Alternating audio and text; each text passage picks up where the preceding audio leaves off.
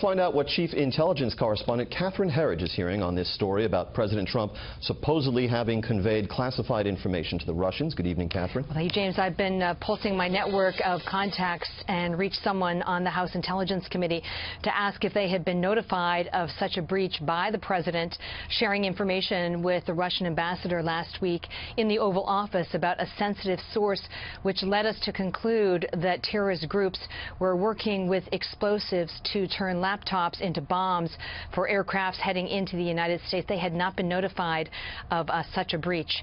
I would add, in terms of the sourcing issue, that a complaint long has been among some of our allies that the U.S. is a little loose with this information, or that it cannot be secured properly, as we saw with WikiLeaks. So that is sort of another element that I think further inflames some of the issues surrounding this reporting.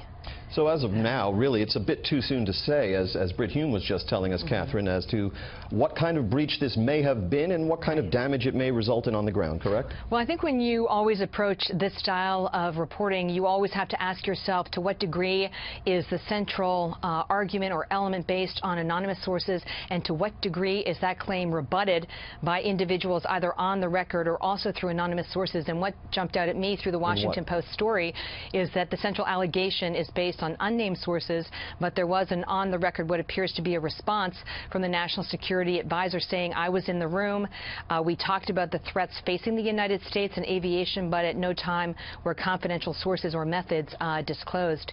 So I think the viewers have to balance really the quality of the information and the sourcing as well in this case. I would add that John Roberts makes a very good point, which is that the president is the ultimate arbiter over whether information is declassified, and it's always sort of an art rather than a science as to when the release of information actually impacts the method of collection and the sourcing. So what may seem like a grave breach to one individual would not necessarily cross that threshold with another, and that is the nature of intelligence itself, James.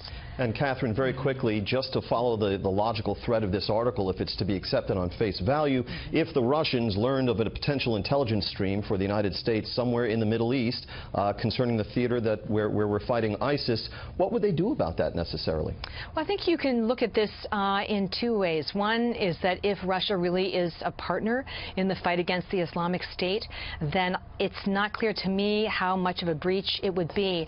But I think the larger question is, if the White House, the president, did discuss a source, it gives a window every time you release this information into how the U.S. intelligence community gathers this information, but more particularly how one of our partner agencies overseas is gathering this information and sharing it with us. And the way intelligence works in terms of sources and methods is that often you sort of work backwards to understand how the gathering of information may in fact impact your own intelligence gathering operations and what it would tell them, the Russians, about how we share information in order to understand what they are doing. And that really is what they're most concerned about. Our Chief Intelligence Correspondent Herridge. Catherine, thank you so much.